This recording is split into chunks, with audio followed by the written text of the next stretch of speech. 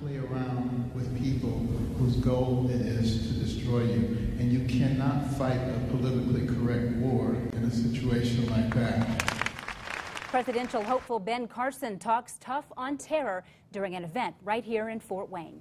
Good evening, I'm Heather Herron. And I'm Brett Thomas. The political rally just wrapped up at the Coliseum. So what did the Republican presidential candidate want Fort Wayne to know? We have team coverage tonight, beginning with News Channel 15's Alyssa Ivinson. She joins us live with more on what Carson had to say. Alyssa? Well, it really could be summed up that it's time for a change. Carson spoke on a variety of topics from terrorism to the economy. He spoke for about 30 minutes and then took 2 questions from the audience. In the war on terror, Carson says that we need to take it overseas, use cyber warfare to mess up their communications. Also that we need help from Islamic leaders to help identify and stop radicals. On the economy front, he says he has the biggest economic stimulus plan since FDR's New Deal. He says to have a 6-month hiatus on taxes for people to bring their money in from overseas bank accounts tax-free, but use 10% of that money in enterprise zones to create more jobs. He added that it's not the government's job to put everyone on welfare. We had 10 times more people on food stamps, more welfare, more poverty, more broken homes, out of wedlock births, incarceration, crime. Everything is not only worse, it's much worse. And that's because the government is not supposed to be doing that stuff. That is not their job. That is our job as the people. Carson did get one standing ovation during this speech, and that is when he said, quote, "Let's keep God in our country." Tonight on Nightcast, News Channel 15's Holly Campbell will have much more on Carson's speech, as well as reaction from folks in the crowd. Live at the Coliseum, Alyssa Ivinson, News Channel 15. People from all across the state and the region traveled to see Dr. Carson today. And News Channel 15's Sarah Wagner caught up with some of his supporters earlier today. She continues our team coverage now from the Memorial Coliseum with what they had to say. Sarah? Well, things are all cleared out here now, but hundreds of Carson supporters showed up hours early to get in line and make sure they had the best seat in the House. Many of them telling us how thrilled they were to see the presidential hopeful in the Summit City and how ready they are for the doctor to run the White House. The line started forming around noon, with fans anxiously awaiting their chance to get the best seats in the House.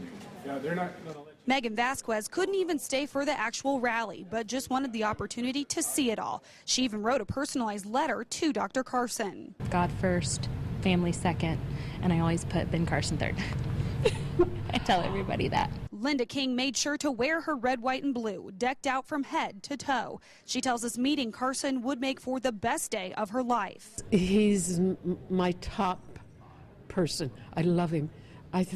He's just the superest guy that I can tell you that's running. Marie Garver got in line at 10 this morning. She says the wait is well worth it. I stood in line 18 hours to see Sarah Palin.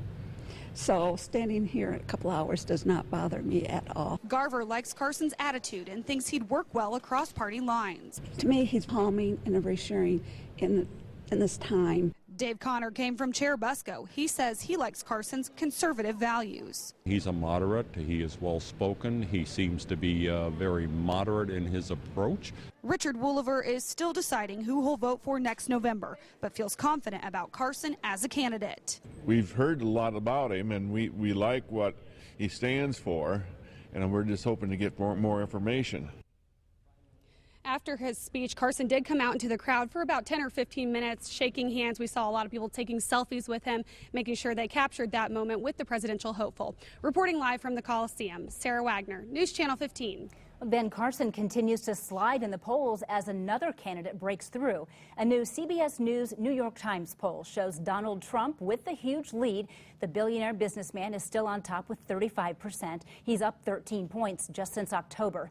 Ted Cruz moves into second place with 16%. Carson drops to third at 13%. Marco Rubio has 9%, and Rand Paul is polling at 4%. Jeb Bush continues to struggle with only 3%. We have extended coverage of Ben Carson's speech that you can only see on our website. To watch it, just click on Wayne.com.